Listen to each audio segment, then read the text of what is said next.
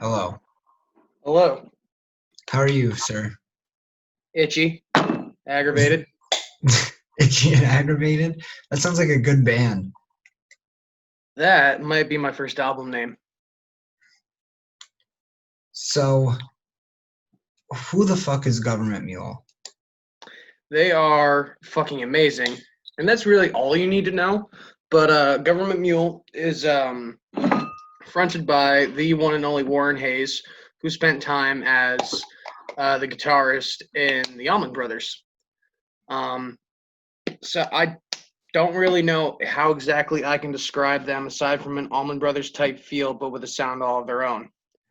Uh, they are very much a psychedelic blues rock band. Love them a lot, and I will say, having to come up with this list today, gotcha, you bastard. Uh, Nice one. Having to come up with this list today, I was fuck me.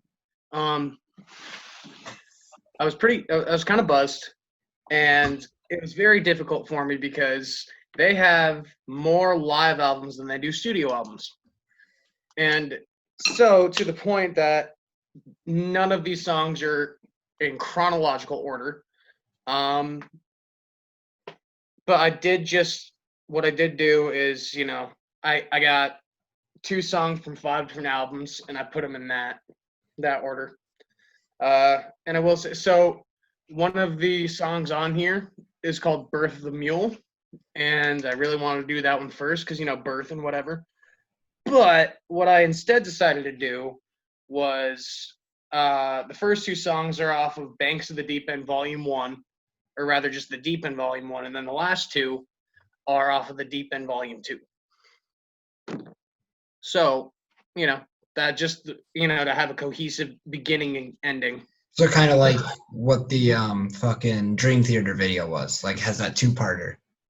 Yeah, but instead of you having part one and part two as the last two, the first two songs I got off the Deep End Volume 1 are the first two songs of this video, and then the two songs from Deep End Volume 2 are the last two. Okay. All right. So you did tell me to listen to a couple of their songs because going into this, I never ever even fucking dreamt that I've heard one of those songs. You sent Right. me Beautifully Broken Mm-hmm. and Banks in the Deep End, I think it was called. Yes, sir. So I listened to Banks in the Deep End. I liked it. I thought the guitar was really good. Wasn't the hugest fan of the singing though. Yeah, that seems to be a recurring theme with you, and not just with bands I pick, but just in general. And then I listened to about half of Beautifully Broken, so I can't really form an opinion on that one. I had to eat dinner, so I didn't listen to the full thing. But from what I remember, wasn't bad, but I didn't pay too much attention. But they definitely do have that Allman Brothers fucking vibe to them, which I do like. I like the bluesy. I always want to call it Southern rock, but it's not Southern rock.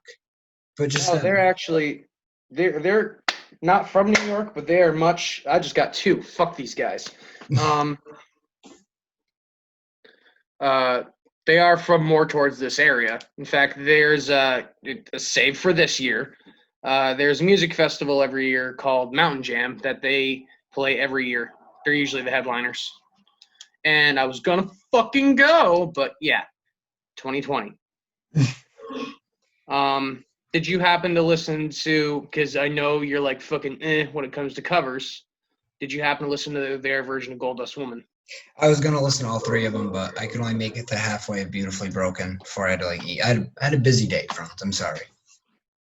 That's all right.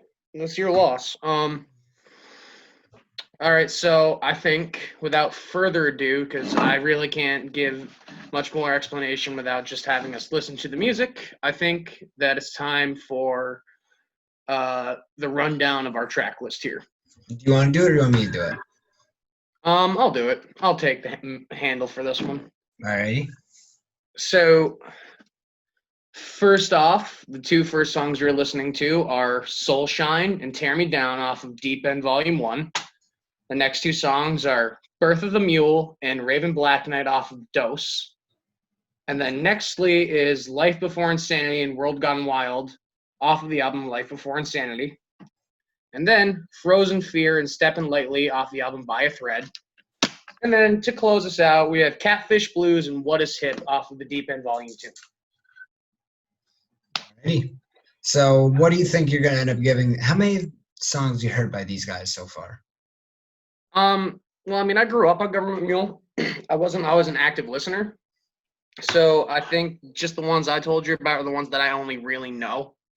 Soulshine, I believe I might have heard before, but any other one of these songs, the names sound completely foreign to me. So I'm going in at about 98% blind there, bud.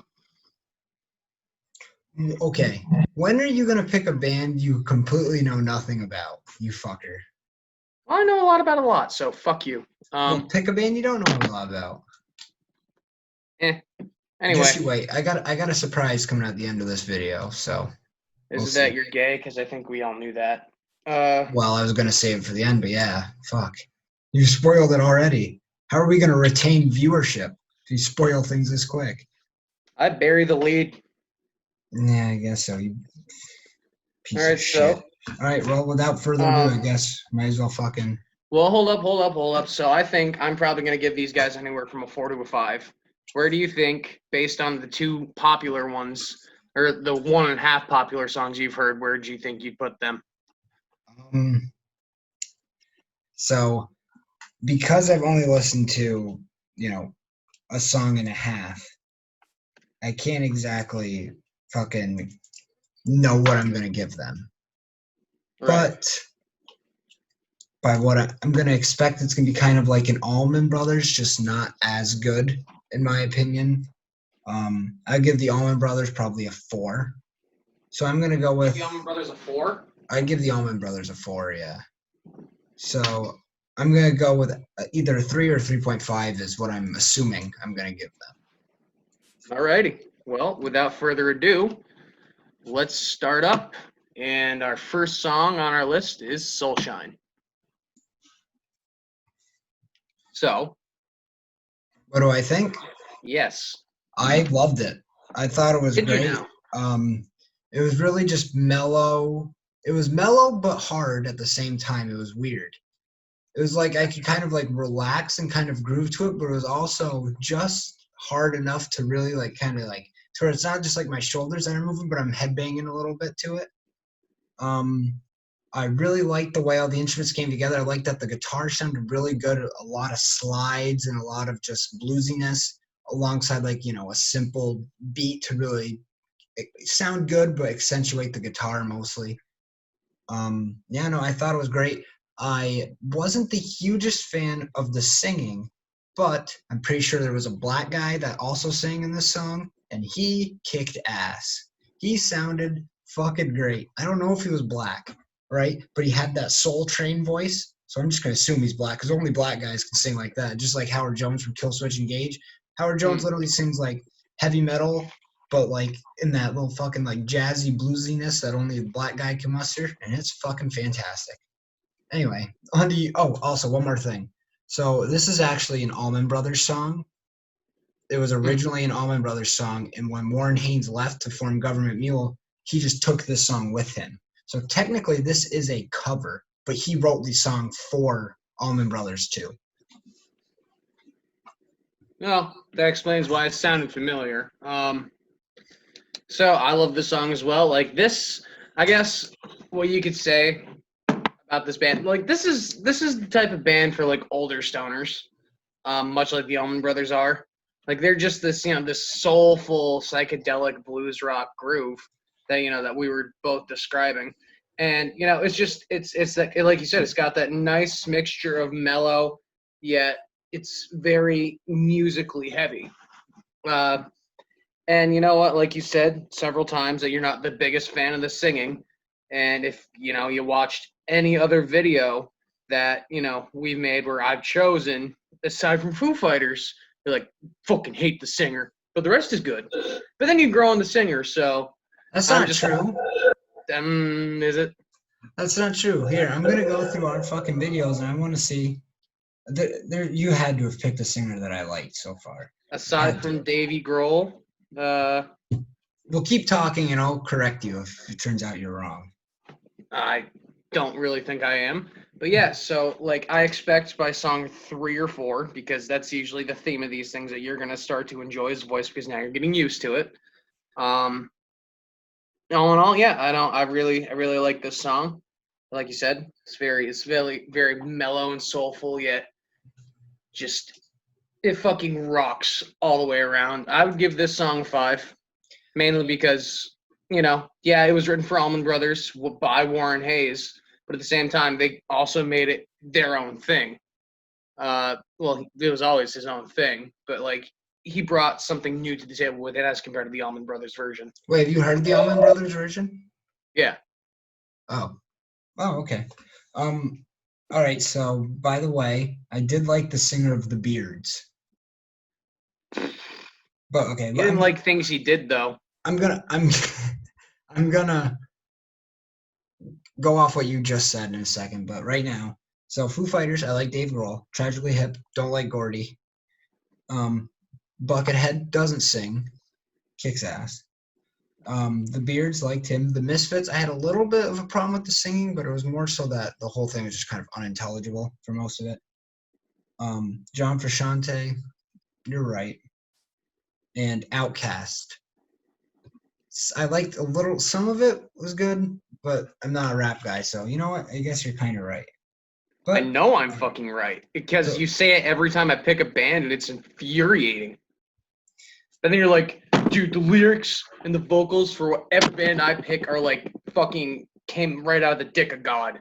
That is. I think you just don't like the music I like. And that's not true. I gave Buckethead a 5. didn't sing. It doesn't matter. I gave him a 5. Would you have given him less if he had sang and you didn't like his voice? Yeah. Well, yeah. Yeah, get the fuck out of here then. What if he was good at singing? Well, I feel like it's safe to assume that he thinks he's not, hence why we've never heard him sing. Okay, but I did tell you with Blue Oyster Cult, I did have a problem with the singing in some of those songs. Fair. I did say Dream Theater too. Fair. You just don't like singing, I think. I love fucking singing, just not as much as the instruments. Anyway, so what did you say before that I had to talk about? Fuck should I know? Something about that it was old stoner music or something? Yeah, old stoner rock. That's just kind of the vibe it is. It's very soulful, it's melodic, yet musically heavy. Yeah, you know what? You already said that, so let's just move on. I have killed no less than 30 fucking mosquitoes in the last 10 minutes. All right, anyway, this is what I was going to say. I'm going to give this song a 4. I did really like this song. It was a great song for what it was, but it wasn't like, a fucking absolute ass kicker. Like, there wasn't enough to really set it apart. Everything that was in it was really good, but it didn't have that set it apart quality that I would give like a 5. So I'm going to give this a 4, but I mean, as of right now, they're sounding pretty good to me. So let's just check out the next song. And what is the next song called? Next song is... Fuck, what is it? Tear Me Down. This is the next song. So Frank, what'd you think of this bad boy, Tear Me Down? This one surprised me. Because from what I've known of Gov't Mule, it's that, like I said, they're an old stoner jam band. This is very slow and melodical for the most part. And then they just come in and funk the place up with this song like it's no one's business. Like the bass slapping blew from my fucking mind. The solos ripped like a motherfucker. Warren Hayes' voice worked perfectly for this song. Like, I liked every part of this song. Was that him the whole time? I think he had one other person in the very beginning and then maybe in the middle for like the whispery parts, but other than that. To me, did this song not sound like the beginning of Superbad? I mean, like in the funk sense, sure, but really nothing like it altogether. Do you know what I'm talking about? Where it's their silhouettes dancing in the very beginning? Yes. Mm-hmm. It sounded exactly like that, like the bam, boom, boom, boom, boom, bam, bam, boom. Well, that would be funk music, my friend. Yeah, well, you know what? all I could think about was Super Bad. But That doesn't anyway, surprise me. this song I thought was really great, actually. I loved it. Loved every second of it. And this is the kind of thing that Gov't Mule turns into. I can You really can get get behind it. down with it. I'm not gonna say if every song is like this or this like quality, it's really gonna be like a 5. But I wasn't really expecting to like this band very much, if at all. And so far they've done good for me so far. I'd give this song about a 4.5. I'd be in the same category as a 4 or a 5. Alrighty, you got anything else to say about this one? It was a cool beat to fucking kill mosquitoes too. Although Oh, it made me clap on the downbeat like one of those fucking whiteys. But other than that, one thing I actually did want to say was I feel like this band, because Allman Brothers or whatever, it's gonna be like heavily guitar. well, yeah. Mostly, it's gonna be like a guitar-led band. This song wasn't really, and you would think that the guitar would be the high point of the band, and the rest of stuff kind of be like backups. But the fact that like No, already that's the we hit beauty a of these bass-heavy guys. song, that's really cool to me, and I'm very excited to check out our next song. Absolutely. And like I All said, right. that's the beauty of jam bands, that everyone gets their fucking turn in. It isn't just one instrument shining and all the rest are background. Everyone gets a part. But yes, let's on to the next one. And the next one is Life Before Insanity. No, it's not. It's Birth of the Mule. No, it's fucking. Yes, it is. Wait a minute. I fucked shit up. No, I didn't. Oh, fuck. You see, what's going on here is that when I wrote this down on paper, I hadn't put it in order of how the actual playlist was going to go, so I'm still looking at the fucking paper. Yeah, Birth of the Mule is next. So what'd you think? So what I thought was two things. One, this band is in desperate need of a saxophone. Desperate. Needs one. I can get behind that statement for sure.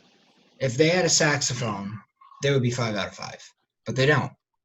And I'm not going to judge them on how I think they could be better. I'm going to judge them on what they have. And what they have is good. That being said, if you're going to make an instrumental only song, and if you're going to make it almost 7 minutes, you really got to have my attention the whole time. You got to really change it up and do crazy stuff throughout, or have like, just regular song with like riff, chorus, riff, chorus, riff, chorus, solo, riff, solo, chorus, or whatever. You got to do something like that. This was, obviously they're all very talented. They're a wicked talented fucking jam band, but it wasn't completely gripping me the whole time. So I'm gonna give this song probably 3.5. Maybe no, I'll give it a 3. I'm gonna give it a 3. All right, so I would disagree with you in this regard, in that mainly you and I grew up with very different musical influences. Well, not different musical influences, but just what was more prevalent, so to speak. And I grew up with a musician father who made his primary living in blues rock, and that's well ingrained in me. And to me, this song gripped me the entire time. Like I loved every bit of this song. Warren Hayes ripped it on guitar, blew my mind. The drummer was fucking nuts in this song. Like he was all these different shuffles, like when he's hitting the snares, like it just blew my mind. This would be a 5 for me because I wasn't expecting an instrumental. I was expecting, what we'd heard so far from a Mule, between, the jam band itself and then Warren Hayes singing along with it. So this surprised me. I liked it a lot. It's a 5 for myself. Honestly, I think that's like the most difference we've had with a song yet. like through this entire thing. This is That or bad. Sturgill Simpson. Or no, Tragically Hip. And Sturgill Simpson, yeah, because you did not really like Sturgill, and that's my guy. Okay, well, I think no, they're all definitely good. It's definitely talented, but I just don't think it really. It kind of just sounded like they walked into the recording studio and they just started playing whatever they wanted. And And I think that's awesome. I think that's awesome too. It sounds good, but if you're gonna devote record space to a sound, and I'm gonna go out of my way to hear that sound, and this is what it is, it's got to be like Orion or like Exist or what's that fucking Fluff, I think, by Black Sabbath. Like it's got to be something off the wall amazing that like doesn't you shouldn't have vocals anywhere near it because it's its own entity. And this song was good. That was it. It was good. Like I enjoyed it, but I wouldn't really go back to listen to it, especially when like I don't know. You know what I mean? Yes, I do. And like I said, that's our own differing opinions. I grew up in a jam band type of household. That's something that's been well ingrained into my being, and I appreciate the hell of it. I got a lot of. I'm not gonna say Stevie Ray Vaughan, but just that kind of style. Just this. If you can do this for almost 7 minutes long, and like I said, to me it was very captivating, and this is very much like an old jam band, stoner band. I guess you just really got to be in that type of mindset for it. And Yeah. Oh, sorry, that sounded weird coming on my end, but yeah. I kind of I get what you're saying. It's just really it comes down to the fact that like you listen to this kind of thing all the time. So because you listen to it all the time, when you hear really I'm not saying like your dad and his band aren't talented, but like obviously Gov't Mule is like supremely talented. Like they're a world famous band. Right. So when you hear them do this kind of thing as compared to like the bars and the clubs around here and stuff, I think you like it a lot more. Whereas anytime I listen to a jam session, it's something like this. You know what I mean? Right. So I understand. But all right, so you ready to go on to our next tune? Yes, and our next tune is actually, I think, one of the most interesting names on our playlist here, and that is Raven Black Knight. This song sounds like it's going to be wicked stonery alien shit. Can't wait. So, you tell me what you thought first. So, I fucking dug this song. This was not nearly as, heavy as what we've heard so far from Gov't Mule. This was a very much more acoustic feel to it. I loved the whole mandolin being a very prevalent instrument in this. See, I thought it was a banjo, but I wasn't quite sure. So yeah, mandolin. I love the bongo work in this, along with the drum kit behind it. This almost, in the sense, because it stayed on a more acoustic note, reminded me of like a Fleetwood Mac type of feel, just in the musical regard. I like this whole lot. Warren Hayes' voice was fucking phenomenal, especially that one scream he had towards the end.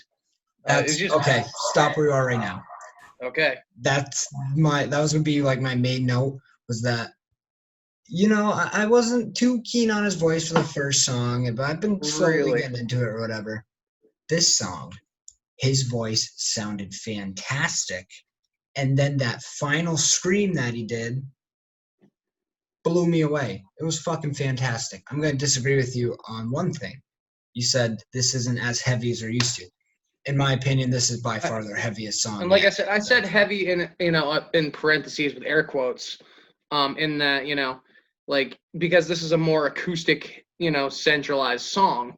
Like it's not heavy as in loud, I guess, was the way I had meant to say that. You're right. This is a very heavy song. It's very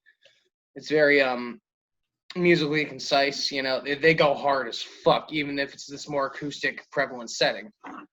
Like, And yeah, no, and it definitely had that Eastern feel to it, like an Eastern, you know what I mean, because of the yeah. bongos and the mandolin, kind of primal sounding in parts, like his voice. This definitely was like an Eastern style song. Reminded me a little bit, but not really, of like Right in Two by Tool, you know, the bongo solo Mm-hmm.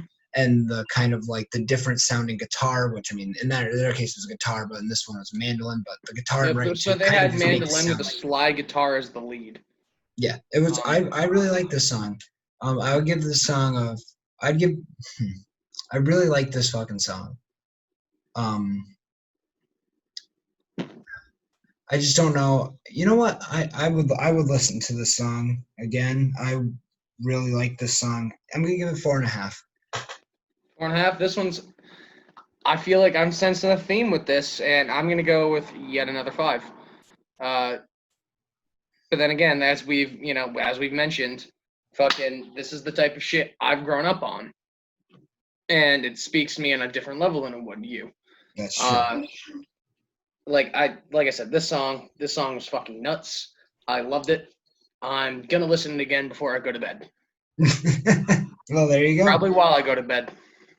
All right, so let's move on to our next track, which is Life Before Insanity.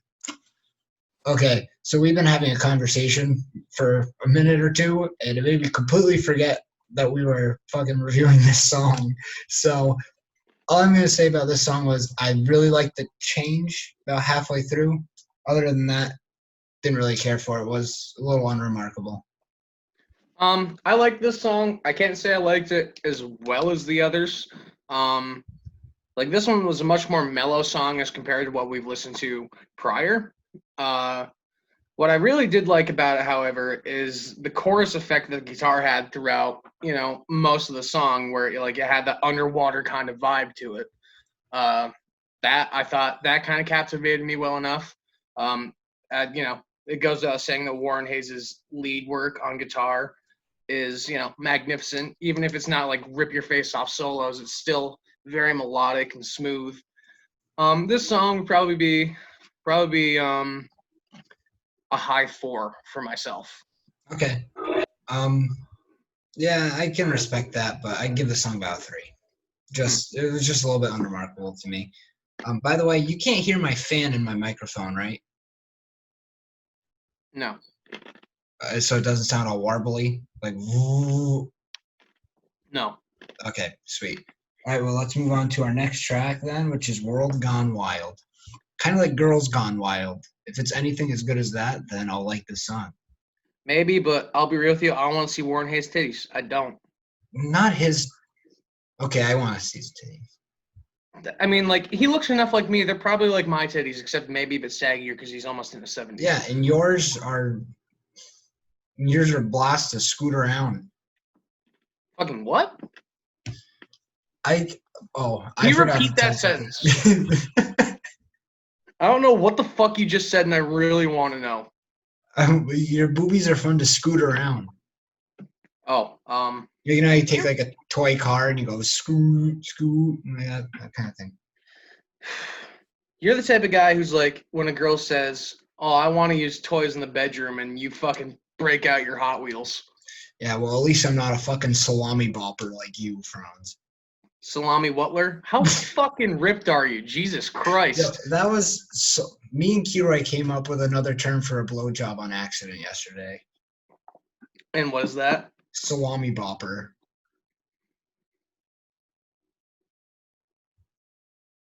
I I used to think that you were the smart one out of the two of us, but as the years go on, I'm starting to wonder whether you actually did get accepted to Syracuse or not. I did. Okay, of all the things I've done, that one happened. You I can't never take saw that any away from me. actual proof for that. I'll send you It's the all been fucking. hearsay. I'll send you my acceptance email. The fact that you still have that was almost 4 years ago. I don't believe it. Okay, you call me on my bluff. I don't have that because that, you know how like your email deletes old things after a while once it fills up? Mm-hmm. Yeah, well, I definitely should have saved that because that's kind of like a really cool email to get, but I didn't save that one. Yeah, that's so convenient. I do have You're the saved. only person who ever saw it. I do have saved though our Buckethead tickets. Yeah. Right on. So Yeah, I got this printed out so I can just fucking hang them up in my fucking. Because I've got all of the tickets from all the shows I've been to, like, saved somewhere. I have I know we're talking about Gov't Mule, but this is a cool conversation. So I have in my wallet right now, I have the tickets from when me and my dad went to go see Joker. Word. And I have the ticket to Laser Floyd that I went to. I've got my ticket for Brit Floyd. I've got my ticket for the Chili Peppers. I've got my ticket for when I saw Logan in theaters. I want to get my Buckethead ticket somewhere, and I know I've got others, but I just can't think of them off the top of my head. I'm glad to know. I thought me and my dad were the only people who did that. It's cool that fucking other people do that too. Yeah, man. It's something to remember the situation by, and good memories and whatnot. But anyhow, so World Gone Wild. That's what we were supposed to be fucking listening to. So, Franz, what did you think of the song? So I had. Let me describe my thought process throughout this song. I all the way through enjoyed the groove. Though when he had started singing, like it was kind of like he had just taken a Xanax and he was just kind of low and mellow and slow. And I'm like, this is all right. This isn't anything I would call super special. But then hits the chorus and he starts doing, I don't want to say his scream, but that's when he just gets loud and in your face. And he just fucking rips this great solo that blew my mind. Originally, I was going to say that this song was going to be like a 3.5 for myself. But the juxtaposition between the mellow verse and this heavier chorus and then that insane solo bumped it up to a 4, about 4.5 for me. Okay, so I'm gonna go with the 3.5. Right. I felt the same way you did, except whereas I liked the parts where he got heavier, it still wasn't like anything too special. It was a lot better that way, but it wasn't anything unbelievable either. But the ending solo, man, that ending solo bumped it up a lot. That solo was fucking killer, and his voice, at this point, I've really gotten used to it, and I actually really like his voice. So I don't think he sounded great at the beginning, but he did sound good when he's screaming, and that's it's weird because normally when you think of jam bands, you don't think of fucking people getting like that angry sort of deal. But it's just that emotion and soul he puts into it is what makes it funny. I think he's one of like few jam band singers who even can do that scream. You know what I mean? Not even to make it sound good, but one can pull that fucker off. I enjoy it. I give the song 3.5.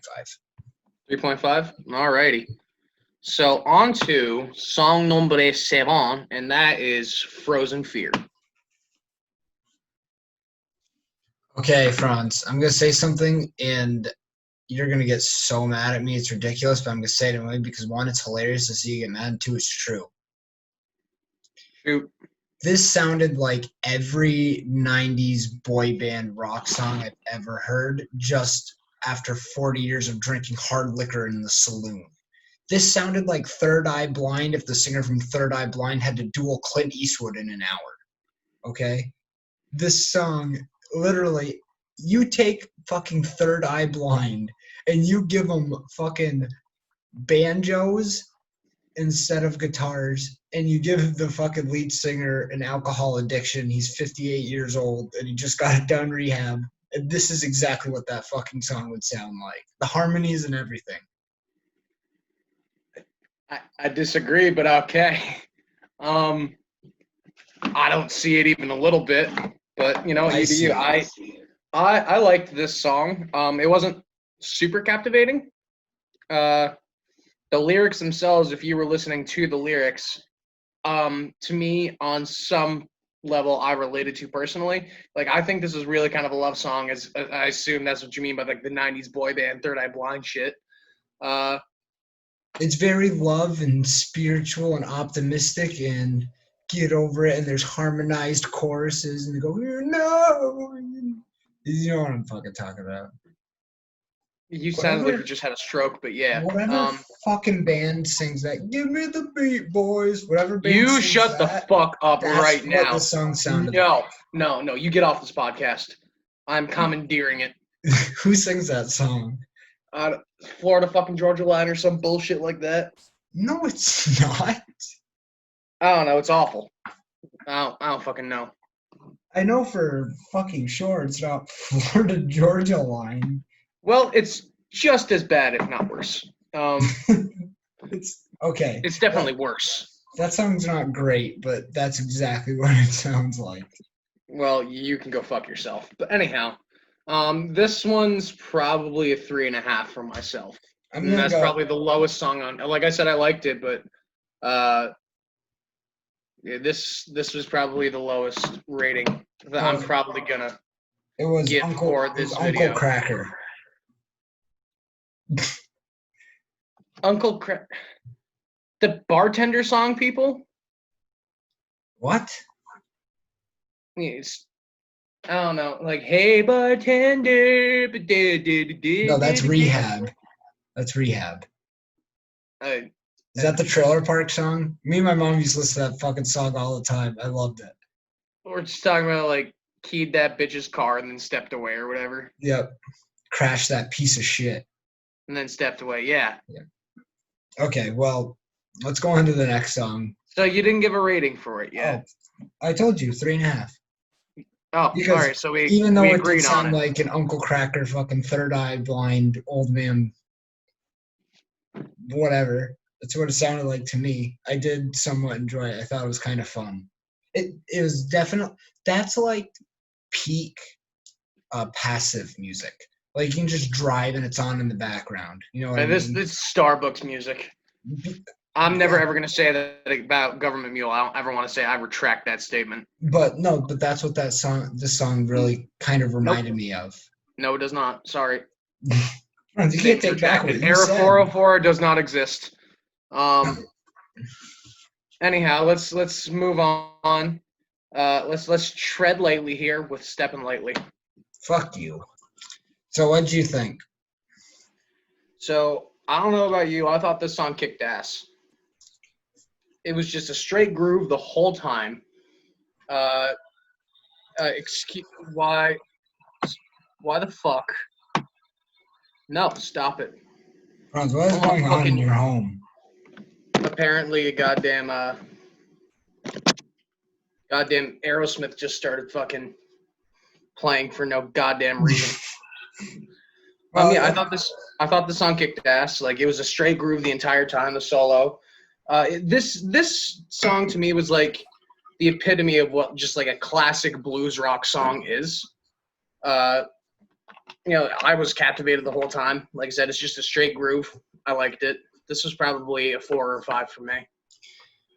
Okay, so I think I've kind of hit my limit with this band.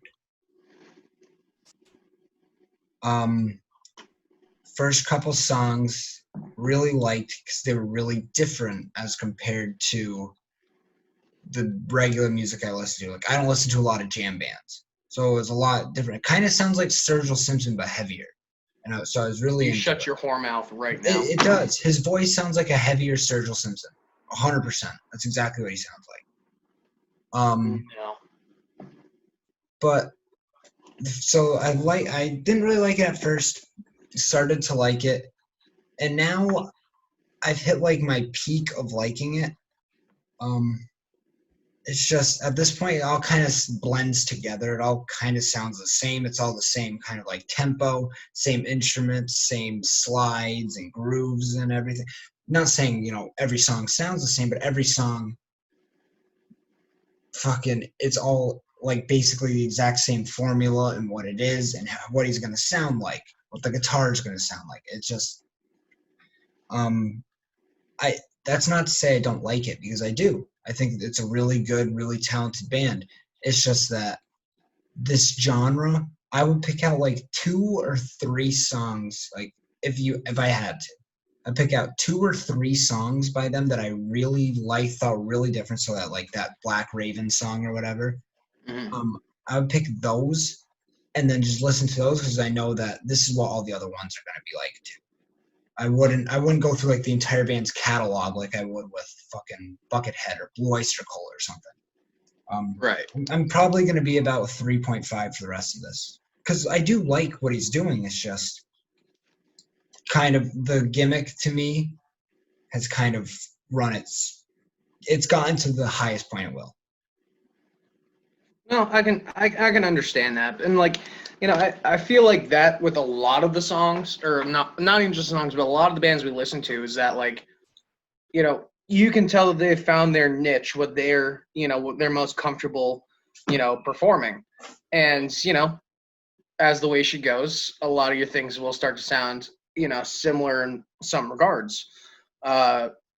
But what I like about Gov't Mule is that, like, I know you haven't seen any of their live performances, but like they're one of those bands where they're so talented within the studio itself, like, oh well, it can't go up from here. But when you see them live, they just melt your fucking face off because there's so much more going on live. It's just like you think that you've, met your expectations, with this band just from the studio, but when you see them live, it's a whole different fucking thing. And like, I honestly, like I said, I've been wanting to see them for years. And I was gonna, but then no. Okay, I understand what your point is. I understand what you're saying. Like, they're great on CD, but live is where they truly shine. Right. And for me, that's not convincing to me because if they're way more insane live, it shows you that they're more performers than they are a band. So like, let me put it this way. Rhiannon on the album is a 5 out of 5. Rhiannon live is a 10 out of 5 because yes, it is, live. They are performing it differently. They keep the bass song basically and then just crank it up to fucking 12 and make it absolute kick-ass and sound amazing. But just because it sounds so unbelievably great live on CD, it's still a great fucking song that holds as it is. Whereas with Gov't Mule, if they sound good on the album and then great live, it shows you that they don't really give a shit about like, the music that they're making for album or like what they're showing off just to record. It's kind of like a little bit lazier to me. And they're just like, but when we do it live, it'll be great. You know what I mean? Well, I mean, I can see what you're saying, but I disagree on a level in that, like I said, like all these songs, they have a real groove to them, and they get comfy, they're having fun playing, and that's just the studio version. But that's one thing, and then that's just them playing for themselves. Like, all right, this is pretty good, but we're going to rock their fucking asses off when we do this live. We're going to kick it in overdrive, like, because a show's a show's a show. I get it, but so like in Rhiannon, right? The ending of the live version, the ending where she just starts screaming, "Take me with you to the skies, dreamer, dreamer," or whatever. If she were to do that on the CD, it would sound ridiculous because it's not like a fucking. You watch them do this thing all the way through. They're in front of a bunch of people. You can hear the crowd in the background. You can hear slight mistakes in all the instruments, so it's a more genuine feeling of a song. It's not overproduced or whatever. And because of that, when they do it live, she can do that screaming, and it's my favorite noise in the world. But if she were to do it on the CD, it would kind of suck, and it'd be really weird. Oh. This band, the stuff that they could do live would sound perfectly in place with what they do on the album. So why don't they just do it at all times instead of selling you short? Do you know what I mean? Well, yeah, but I guess at the same time, like, that's the beauty of music, is that's always constantly changing. Even things that you have written however many years back can be performed so many different ways. Is that, like, it's just, I think that's what I like about Gov't Mule, is that, like, while they have this great, studio versions of these songs, they don't want that to become stagnant. So when you see them play live, they blow it out of the water with could be new verses, could be different vocal riffs, or not vocal riffs, but just like, improvisations. Like, they do different things live than they would off the studio. That can either add to the song or completely change the song in some regards. I think, I don't know, with jam bands, that, like, I guess that's just what I'm saying, is that, like, they are a much different band live than they are in the studio, in that, while they're great in the studio, they know how to just play to a crowd and, make it a billion times better because it's live and they're really getting to bear all of their soul and emotion in it, much like Rhiannon did live. Like, I mean, like, we have these differing opinions. I think we both said we needed to say on it, and that's No, fine. I think you're convincing me more to your side, I think. Because you're right. At this point, it is a little bit, I do still see my criticism, but I kind of am splitting hairs a little bit. Like, I mean, the band is the band when they play live, and the band is the band when they play in the album. If they have the ability to play like that live, then that doesn't take away from them, because that's still them doing it. But it still does rub me a little bit the wrong way that, like, if what you're saying is true, once again, I have like no knowledge on this band, so I really have no idea. It does rub me a little bit the wrong way that apparently it's like, oh, you have to see them live. It's like, I can't just listen to the album. And most bands that you like in life, you're not going to see live. So, unless you're rich. Yeah, but you know what I mean. So it does rub, like, I'm probably never going to see Gov't Mule live ever. If I told you that I had 2 Gov't Mule tickets, would you go with me? I would, but I would never seek out a ticket. But I mean, I definitely go see them, yeah. But it's something like, if they're like, kind of like Grateful Dead a little bit, it's like, we're going to have this, but what you really want to do is experience our show live. It's like,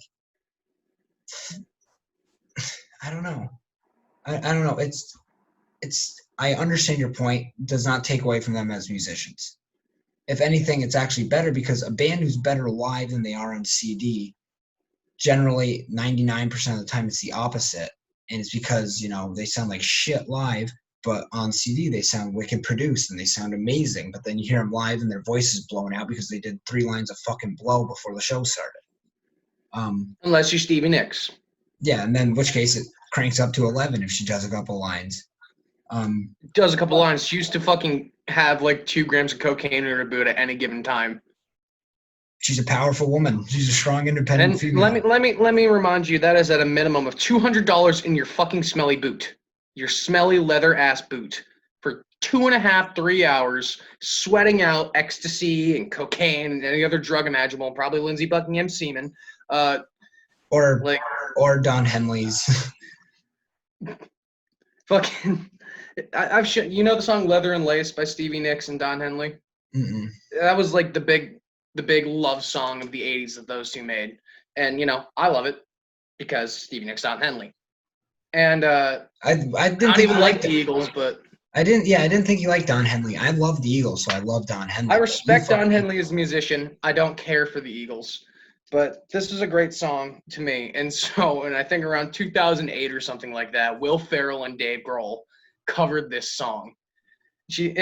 As Will Ferrell's introducing Dave Grohl out and, explaining the song, he's like, in 1988, Stevie Nicks and Don Henley were like, hey, let's lay down a killer track. And Stevie was like, okay, sounds good. But first, let me inject cocaine into my butthole. And I'm like, that's probably pretty accurate as to what happened. That actually did happen. Yeah, her nose, not even a little bit surprised. Apparently, her nose was like so messed up that she couldn't snort cocaine anymore. So she literally had an assistant put it in a straw and blow it up her asshole. What a lucky assistant! Something tells me the assistant didn't feel very lucky after a while. I don't know. I mean, if you got to see Stevie Nicks' brown eye at fair, at least twice. I don't know, man. You wouldn't complain if that was your life. Never once, no. Okay, well, let's move on. All right, yeah, we have been talking for way too long. So our second to last song is Catfish Blues. What are your thoughts? I don't know about you, but I thought it was very ironic that we were talking about Don Henley, who was in the Eagles. And guess who else is in the Eagles? A man by the name of Joe Walsh. Joe Walsh had a solo music career. One of his songs was Rocky Mountain Way. Rocky Mountain Way had the exact same bass line as this song. The exact same. Well, there's the thing. He's not ripping off this song. The blues, let me give you a quick music lesson. So this type of music is based off of what is called the 12-bar blues. It follows the same structure. It could be different notes, but it's all in all, it is the same 12 different notes. Like, just to give an example, this would be like 12-bar. Maybe not this guitar. That's very out of tune. So yeah. So just as a quick example, this would be the 12-bar blues.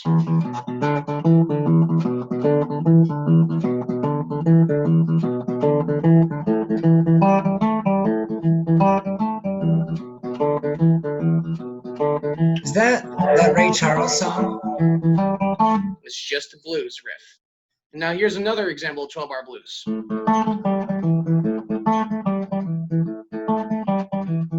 Okay, I get it. Yeah, so that's the idea.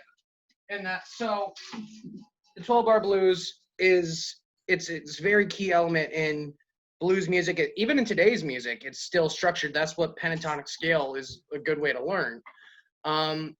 So this being said, and it's a good thing. It's a good point that you brought up Rocky Mountain Way. And listening to this song, I knew this sounded wildly familiar, and not just because of the 12-bar blues. I thought to myself, man, this sounds like Jimi Hendrix or something like this. And as it turns out, this is not written by Gov't Mule. And I'll tell you right now, this is one of those blues songs where nobody knows who originally wrote it. It's been around forever. It's been covered by God knows how many different people, and they've all brought their own version of it to the table. And it's all Curtis Knight and Jimi Hendrix. Muddy Waters, one of the most famed blues guitar players alive. Gary Clark Jr., fucking Gov't Mule. They all have their own iteration of this song. They make it their own because this is one of those classic blues songs that nobody really knows where it came from, but it's been around for so long that everyone has put their own style to it. Okay, that makes sense. And that's what I like about this. I would consider this a 5. That bass line, the dun dun dun dun dun dun dun na na na dun dun dun dun. It was literally to a T Rocky Mountain Way. Like same notes, all right. same exact thing. It sounded. And it kind of tainted the rest of the song for me because that's all I could hear for the rest of it. But I did really like the solo. I did like the song. I'd probably give this song a 4, honestly. Right. So, and because I had to look this up since I saw this about the Catfish Blues, and as a spoiler, so our last song on this list, What Is Hip, is originally by a band called Tower of Power. And I believe on this version we hear Marcus King, who is the guitar player for Tower of Power, playing with Warren Hayes. So it's not like he's ripping off the song. It's not like he's taking credit for it. Okay. So, and you know what? I know this is not something we usually do on this podcast, but forgive me because Gov't Mule does a lot of stuff, and I was pretty buzzed when I made this playlist. But all in all, I think this version of Catfish Blues was a 5 for me. I don't know where it would put it for you. I gave it a 4. 4? All right. So last but not least, What Is Hip? All right, let's check it out. Tragically. So I want to hear what you have to think first. Every time I wave to you to start, you go, so what'd you think, you fucking I'm the asshole. captain of this ship. You can eat a dick. That's true. Okay, so I command it. I'm the captain. I don't have right now. You said this was a cover, so I'm not going to really let it change my mind too much. But the guitar was great. I really liked his voice. I liked everything about the song. I thought the song kicked ass, honestly. So I agree. My main takeaway from the song, though, is that every time I think I'm starting to get sick of them, they show me a song that I really enjoy. So I'm just gonna go with my final rating. Oh no, okay. Tell me what you thought about the song, then I'll tell you my final rating. So, well, I actually appreciated. Yes, well, he sounded great, both vocally and guitar wise. I really appreciated the fucking amount of sheer talent and drum work that was in this song. Yeah, for sure. Like Drums are great. whoever the drummer is, fucking kudos to him because he kicked fucking ass, and like that is in no way an understatement. Um, like it blew my mind. Like this dude is just so fucking tuned in that he is grooving along. Like Animal from the Muppets should aspire to be this guy, right? And Muppets been around longer than Gov't Mule. Uh, you know, fucking that's who we should do for our next video, the Electric Mayhem. Uh, either way, so yes, I really love this song. Who's the Electric Mayhem? They're the band from the Muppets. Like the puppet show? What other fucking Muppets would I be talking about? I don't know. That's why I Fraggle was Rock, asking. Sesame Street. No, the Muppets, you dipshit. You're pissing me off. Anyway, No one's ever gotten that mad over Fraggle Rock, Sesame Street. It's Muppets, you fucking asshole. No one's ever gotten that mad over a fucking PBS show. If we ever get like famous for this shit, which we won't, that should be shit we put on a t-shirt. No, for sure. Then this is being recorded, so if it does happen, we'll remember. Anyhow, because this is a cover and I haven't heard the original, I really want to give this song a 5 just for how talented everyone in this song was, and they just fucking they went balls to the wall with this song. I want to give it a 5, but because I know it's a cover, I can't do that. I agree with you. Actually, this is an interesting thing. What covers would you give a 5-star rating? For me, a 5-star cover needs to completely change the song and arguably for the better. So for me, the only 2 covers I can think of right now that I would give a 5 to would be "Hurt" by Johnny Cash, obviously, right, and "All Along the Watchtower" by Jimi Hendrix. So those 2 are on my list, and this is actually something we're going all the way back to the first video here. "Darling Nikki" by the Foo Fighters. To me, I would consider that a 5 out of 5 because it completely changed the style of the song. Yeah, all the words are the same, and it's about a very, very nymphomatic woman. "Sound of Silence" by Disturbed. "Sound of Silence" by Disturbed, absolutely. Yep, for sure. I can't say their cover of "Shout" was better though. I like their cover of "Shout" way. "Sweet Dreams" by Marilyn Manson. That's another one. There just are a few songs that I would say "Higher Ground," the Chili Peppers version. They just made it into a much more funk than it was soul by Stevie Wonder, and that became like everyone knew the song, the Stevie Wonder's version, but the Chili Peppers really blew that out of the water. Like that became super mainstream without the '90s. Even though now you don't hear Stevie Wonder playing that shit on the radio, you hear the Chili Peppers. There's just so many. I don't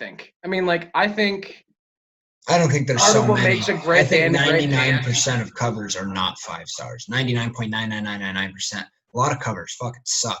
And a lot of covers that are good are just them imitating. Like, okay, so I'm going to go to this song because I fucking love this song, and I don't care if you think I'm a fag or a salami bopper because of it. But you need to stop saying that. I Always Remember Us This Way by Lady Gaga is fucking fantastic song. Lauren Daigle, who's this like Christian rock gospel singer, she did a cover of it. Her voice is just as good, if not better, than Lady Gaga's, right? So her version of the song sounded wonderful. It sounded great. But she sang it the exact same way that Lady Gaga did. So while I would give Always Remember Us This Way 5 stars, right?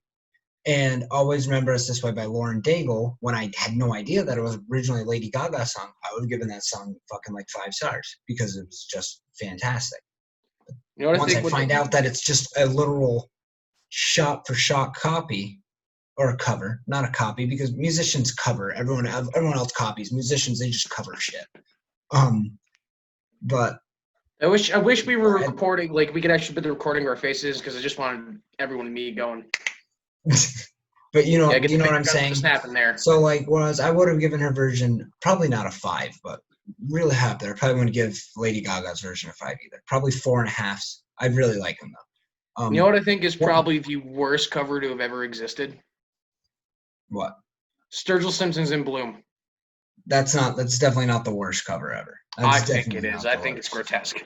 It's definitely not the worst. What do you think of the Bad Wolves version of Zombie by the Cranberries? Never listened to it. I think it's good. And like, what I like about it especially is that like Dolores O'Riordan, the singer of the Cranberries, was supposed to actually go and record this version of their song. Like, she dug it so much, she's like, I want to get in on this. But unfortunately, she died the day that she was supposed to record her vocals for it. And it makes it that much all the more emotional. And they make it heavier. I like it. I just thought of another one that's arguably 5 stars. And what's that? Bask in this, because you'll never hear me compliment this man again. Do you know what I'm going to say? Is it The Man Who Sold the World by Nirvana? It's exactly what it is. Yeah. I think David Bowie's okay. I think David Bowie's good. I love David Bowie. I don't get everybody's fucking huge boner for him. And Man Who Sold the World was a good song. It's a great fucking Nirvana song. Great song. Really, it's one of like 2 Nirvana songs I actually like, and it's that one. What's the other one? I can't press you off the top of my head. I know there's another one. I just can't think of it right now. Okay, so in total. By the way, I would probably, because it's a cover and I want to give it a 5, I'm going to give it a 4. Just purely out of respect for how hard these guys went in this cover. Understand. So for the whole band in and of itself, where do you go? Franz, you've given them a 5 every song. I know you're going to give them a 5. No, that's not true. I gave them one song a 3.5. But it's 4.5. Definitely heavier on 5 for me. But then again, as I said, this style of music, not even just Gov't Mule, has been so ingrained in my life that it's like, when I wake up in the morning, if I had theme music, I'm just walking to work. This is probably the shit that's playing. Like, understandable. That, or like, you know, I guess it depends on the mood, and like if I want to like fucking kill myself, it's goddamn Nirvana. But you said 4.5 heavy 5. When I put down the star ratings, heavy 5. I would probably say a hard 5. Yeah. You're going hard 5. Hard 5. I figured. And that's me on a good day, if you know what I mean. I'm going to give this band a 4. That is a way higher rating than I was expecting, which is awesome. I'm going to give them a 4 because, yes, it did eventually get a little bit stale. But in some of the staleness, okay, let me put it this way. Baseline, right? Baseline them is at like a minimum of like 5.5 out of 10, right? Right. Then just at their baseline is like a 3 out of 5, right? 3 stars. But they never really go below that, but they do go above that sometimes. They go really above it sometimes. So all encompassing, they're a 3 at least, but like a 4.5 at their peak. And I'm gonna say the fact that like they can maintain just always being enjoyable to listen to. Like, I didn't hear a single song off them, even the other 2 you sent me. I never was not enjoying listening to it. It just wasn't, the greatest thing in the world. So the fact that all of their songs can be like that is really good for me. Then the fact that they can have a couple songs where as soon as I'm starting to go, okay, this is enough, song kicks my ass. So I'm going to give them a 4. That's a great rating. I'm thoroughly surprised. And I think like, I don't know, I guess when I had first described to you about Gov't Mule and said, I'm like, like in terms of music, it's like it would be a mix between like Allman Brothers and Tragically Hip, to which you're like, oh, motherfucker, I'm going to hate it. And perhaps that was a poor description on my end. But in the same merit, I am like so overly pleased that I've finally found a fucking non-comedy band, like a good fucking band that is not in your fucking, you know, usual, Wheelhouse. yeah, that you enjoy it like that. It took 15 fucking videos, but we're there. This is No, a I'm proud happy. moment.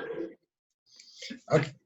Yeah, no, like I said, they're a good band. They really are. I'm not gonna take anything away from them. They're a fucking good band. This is if you turn these guys on, I wouldn't ask you to turn them off. I'd wait at least till the end of the song and say, "Oh, play this."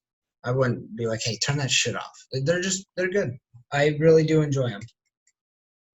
Beautiful. Okay, so So who are we doing for video 16, buddy? So in our retrospective, I kind of after our retrospective where we said what our next 10 bands were going to be, I shifted mine around a lot. So originally, I don't even remember. You have to keep telling me which fucking ones we're doing that I picked. Sturgill Simpson was supposed to be 14. I ended up doing him at 12 instead, and changing it to Dream Theater at 14.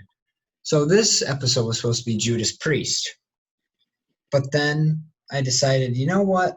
For Judas Priest, I want that to be because that's Alex's, favorite band. Iron Maiden's his second. So I was like, with Judas Priest, it's going to be like a special episode, and we're going to have Alex curate the playlist again, like he did for Maiden. Perfect. So for episode 16, I was like, who should I have? Should I have my number 18, which is Michael Jackson? Or should I have my number 20, which is A Perfect Circle? And I've kind of been thinking about taking A Perfect Circle off because I've heard too many of their songs. It's not going to be as fun for me.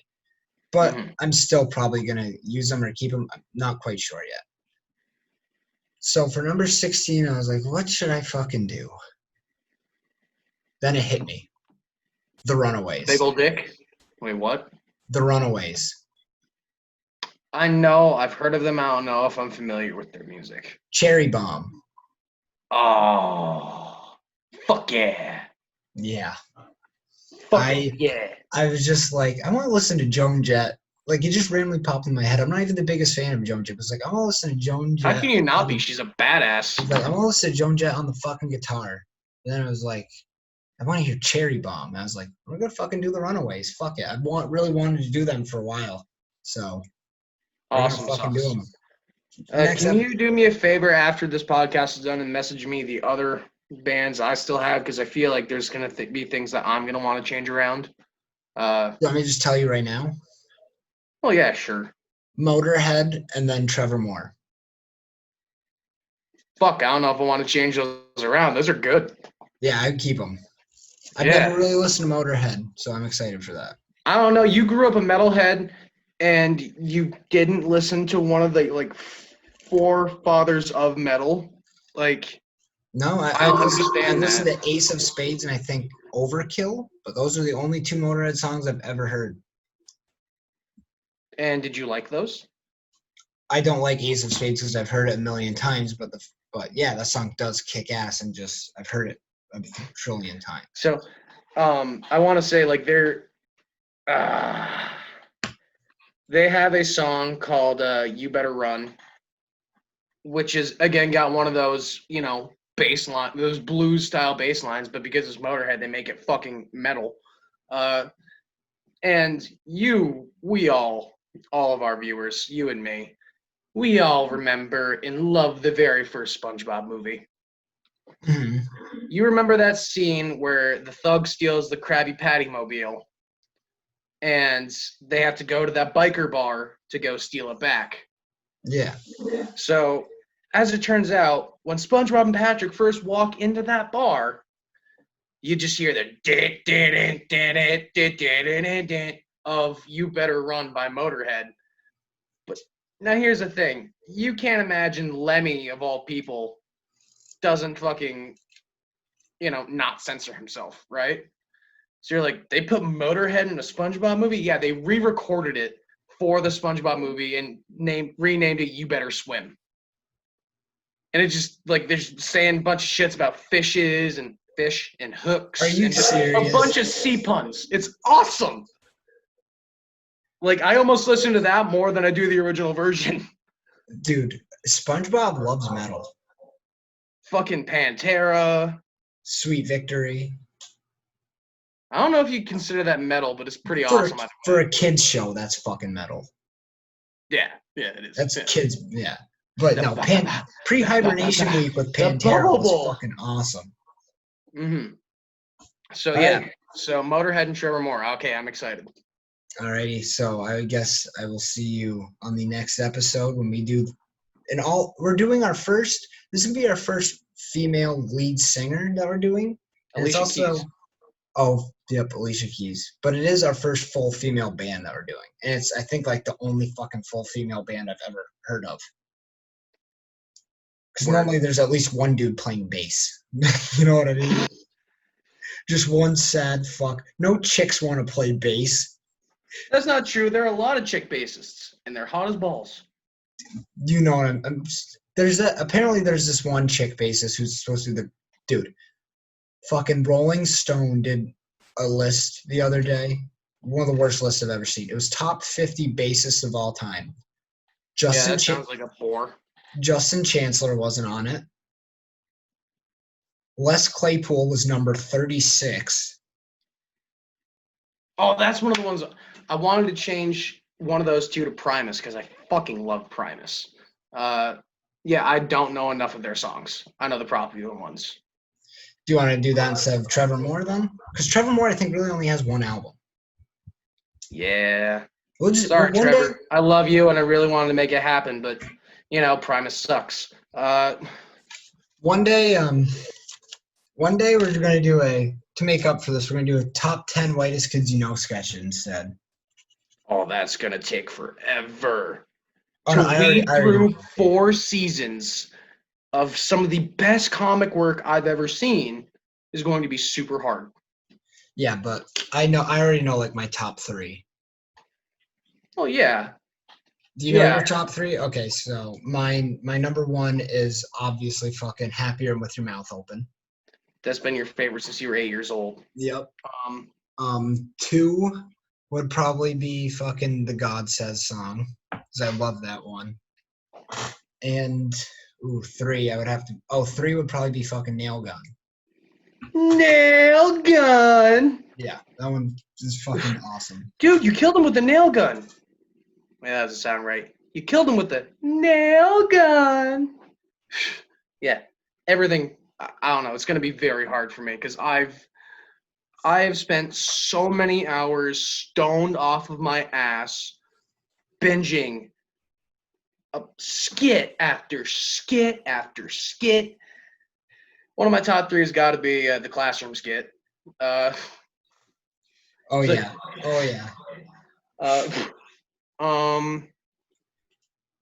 There's so many. The Popcorn Factory sketch. I'm not finished. No, that's a different one. Oh, no, it's not. No, it's the Popcorn Factory sketches. Is like, what if you had a chick with huge balls? No, that's just chicks with balls. No, it's called the Popcorn Factory sketch. Because remember at the very end, he goes, "You watched the Popcorn Factory sketch." I thought that's okay. I guess. No, I'm not finished on those. Tell me where this gets gay. Yeah, that one. You're with the girl, right? And she's super hot. Go on. She's got these really big boobs. Yeah, okay. And she's got these great big round balls. Gay. What? I don't understand. Yeah. Anyhow. It's gonna take a lot, is all I'm saying. Like, I'm gonna have to rewatch the entire show. Like, that's gonna be my Saturday. What I'll do is what I did last time. I just don't know if I saved it, but I've done it before. I'll make a bracket of like the 64 best whitest kids you know sketches. We'll each do the bracket, and the top 10. We'll pick our top 10. I mean, like, I don't think that's necessarily fair though, because they do about 10 to 20 per episode. Not really. They do 6 per episode. Okay, 6 per episode. times 4 seasons, and you got to factor in there's probably about 20 episodes per season. Season 3 had 20 episodes per season, but they're only 15-minute long episodes. So in the 15-minute long ones, there would only be 3 skits. Sure, but in that same thing, that's still way more than 64 fucking No, that's all why. together. That's why I said I'd pick the 64 best ones. You've been yeah, yellow mustarded would be on there. I don't know, what was the one where Philip plays this super needs attention guy, and everyone's like, you just gotta ignore him. Yeah, that one's. That, I think Lawnmower Dog was great. I like the fucking one where he pitches the movies. Oh yeah. Write this down. Write this. So this has been running on for the last 10 minutes. We haven't been talking about music, and my dad is burning. So I will see you soon, good sir. Adios. Till we do the Runaways. Okie dokie.